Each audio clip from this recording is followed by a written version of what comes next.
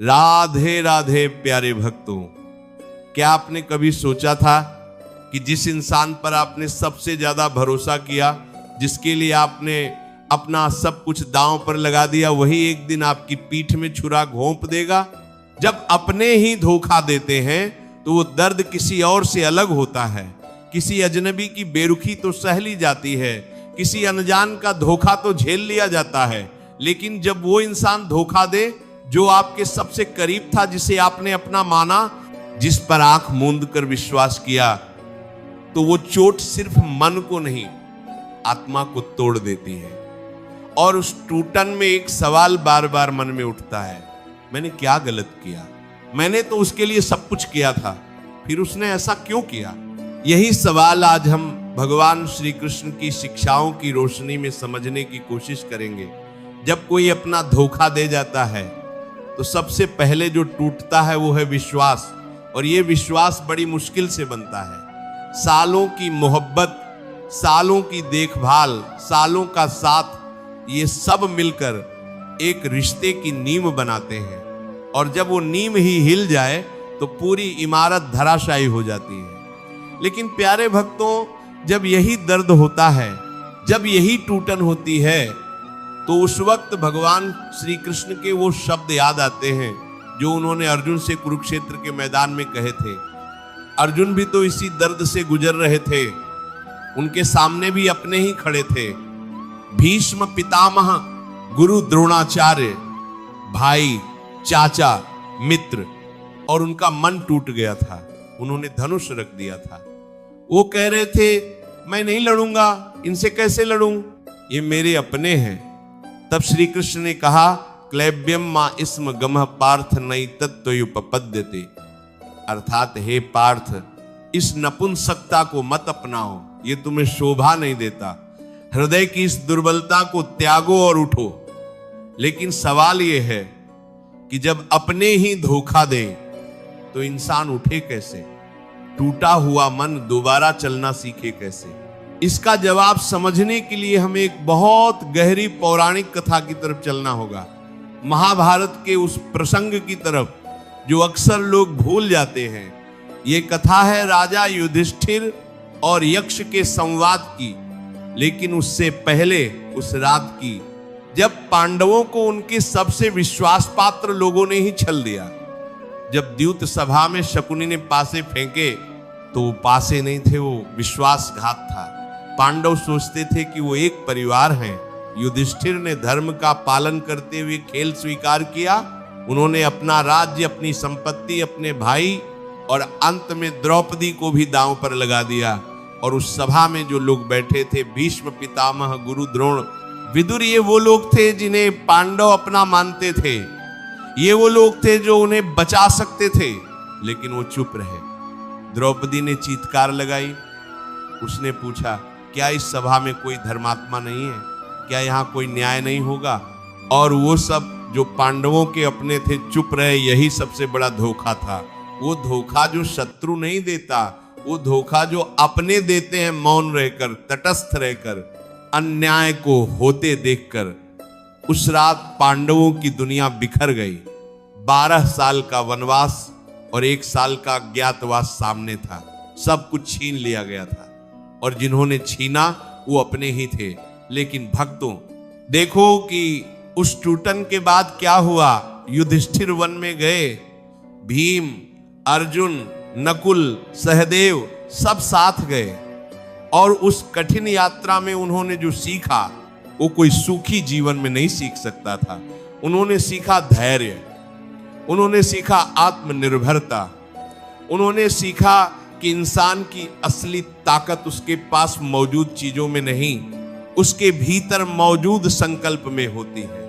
और वनवास के उन्हीं वर्षों में एक रात ऐसी आई जब युधिष्ठिर के सामने यक्ष खड़ा हो गया। यक्ष ने उनसे पूछा, संसार में सबसे बड़ा आश्चर्य क्या है? युधिष्ठिर ने कहा, हर रोज प्राणी मरते हैं, लेकिन जो जिंदा है वो सोचता है कि वो कभी नहीं मरेगा। यही सबसे बड़ा आश्चर्य है। लेकिन भक्तों, इस प्रसंग में एक और गहरा सच छुपा है। यक्ष ने पूछा था, मनुष्य का सच्चा मित्र कौन है? युधिष्ठिर ने जवाब दिया, धैर्य। जब अपने धोखा दें तब धैर्य ही आपका सच्चा मित्र है। क्योंकि जो इंसान उस दर्द में टूट जाता है, बिखर जाता है, बदला लेने की आग में जल जाता है, वो खुद को नष्ट कर लेता है। लेकिन जो उस दर्द को सहकर भी खड़ा रहता है, वो एक दिन वो बन जाता है जो कभी नहीं बन सकता था। पांडवों के साथ भी यही हुआ। उनका जो सब कुछ छीना, वो एक तरह से उनकी सबसे बड़ी तैयारी थी। अब इसे अपनी जिंदगी से जोड़कर देखो।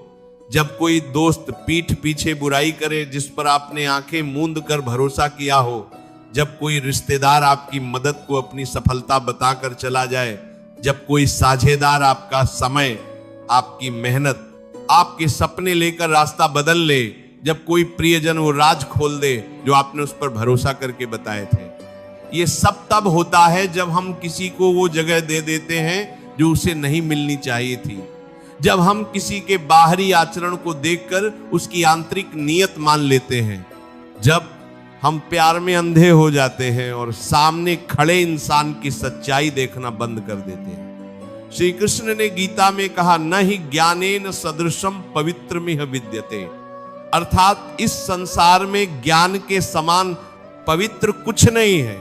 और यहां ज्ञान का अर्थ सिर्फ किताबी ज्ञान नहीं, बल्कि आत्मज्ञान, खुद को जानना, खुद की भावनाओं को समझना और उन लोगों को पहचानना जो हमारे जीवन में सिर्फ अपने स्वार्थ के लिए आए हैं। लेकिन भक्तों, एक सवाल और है, जब धोखा हो जाए तो क्या करें?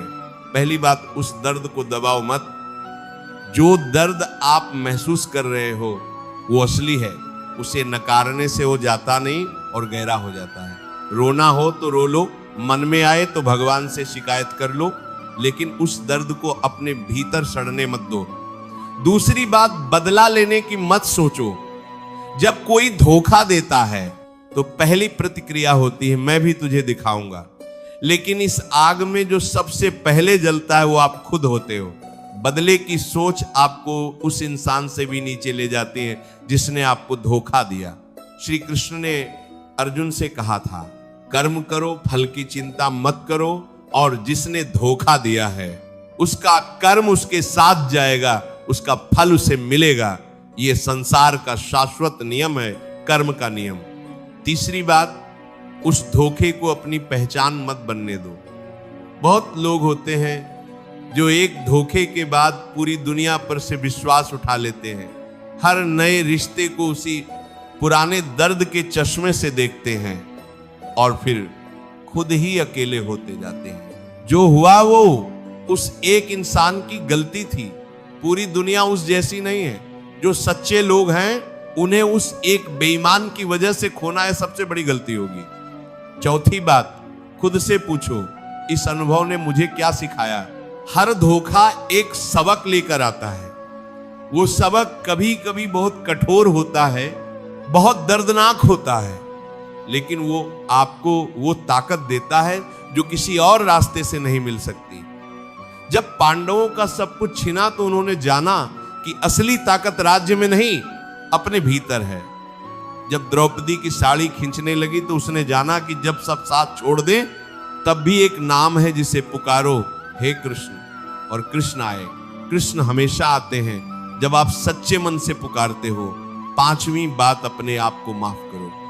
अक्सर धोखा खाने के बाद इंसान खुद को दोष देने लगता है, मैंने क्यों नहीं कर देने की 5 की बात को अब तक कर देने, मैंने क्यों नहीं की 5 की कार्ती प्रामाज को, नहीं प्रामाज को मां पर करो।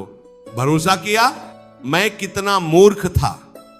लेकिन भरोसा करना कमजोरी नहीं है, वो आपके संस्कार हैं। आपका दिल साफ था, गलती आपकी नहीं उसकी थी जिसने उस साफ दिल का फायदा उठाया। आप बुरे नहीं थे, आप सिर्फ उस इंसान से बेहतर थे। और अंत में सबसे जरूरी बात, भगवान श्री कृष्ण ने गीता में कहा, यदा यदा ही धर्म से ग्लानिर्भवति भारत। जब जब धर्म की हानि होती है, जब जब अधर्म बढ़ता है, तब तब भगवान प्रकट होते हैं। और वो सिर्फ युद्धों में नहीं आते, वो आपके जीवन में भी आते हैं। जब आप टूटते हो, जब आप अकेले होते हो, जब सब साथ छोड़ देते हैं, तब एक अदृश्य शक्ति आपके साथ होती है। वो शक्ति आपको अंदर से बोलती है, उठो, ये सब तुम्हें तोड़ने के लिए नहीं, बनाने के लिए हुआ है। जो लोग आपसे दूर हो गए, जिन्होंने धोखा दिया, वो असल में आपके जीवन का बोझ उठाकर चले गए। उनके जाने के बाद आप हल्के हो गए। उनके जाने के बाद आपका रास्ता साफ हो गया। द्रौपदी को धोखे के उस कठिनतम क्षण में ही कृष्ण ने बचाया था। अगर वो क्षण नहीं आता तो शायद वो कभी जान नहीं पाती कि कृष्ण कितने करीब है। आपके जीवन में जो दर्द आया है, जो धोखा हुआ है, वो भी शायद इसीलिए हुआ है ताकि आप उस परमात्मा के और करीब जाएं, ताकि आप खुद को और गहराई से पहचानें, ताकि जो रिश्ते नकली थे वो छड़ जाएं और जो सच्चे हैं वो और मजबूत हों। याद रखो, जो टूट जाता है वो दोबारा और मजबूत बनता है। जो दर्द में जीता है वो एक दिन बहुत ऊंचा उड़ता है। और जिसे भगवान ने थामा हो उसे कोई धोखा तोड़ नहीं सकता। बस उस हाथ को थामे रखो, उस नाम को जपते रहो। राधे राधे। प्यारे भक्तों, अगर आज की ये बात आपके दिल तक पहुंची हो, अगर किसी ने आपको भी धोखा दिया हो और आप उस दर्द से गुजर रहे हो, तो नीचे कमेंट में लिखिए राधे राधे। बस यही 2 शब्द लिखिए। इससे हमें पता चलेगा कि आप इस परिवार का हिस्सा हैं और आप अकेले नहीं हैं। और अगर आप चाहते हैं कि ऐसे ही जीवन को दिशा देने वाले संदेश आपको मिलते रहें, तो इस चैनल को अभी सब्सक्राइब करें, घंटी दबाएं, क्योंकि हर वीडियो में हम श्री कृष्ण की उन शिक्षाओं को लेकर आते हैं जो आपके जीवन में एक नई रोशनी लाती हैं।